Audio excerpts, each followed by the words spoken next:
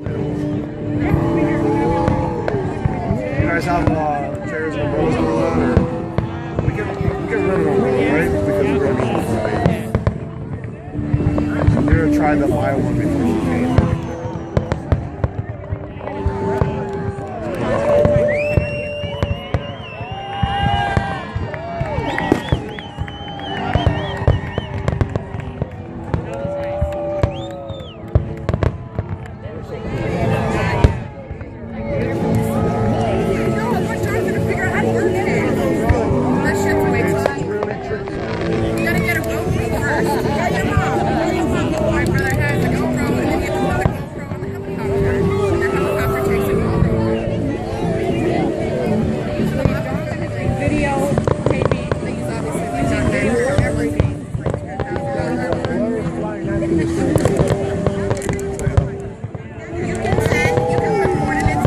The guy, there was a guy came out of the news recently. There was a guy that he was doing.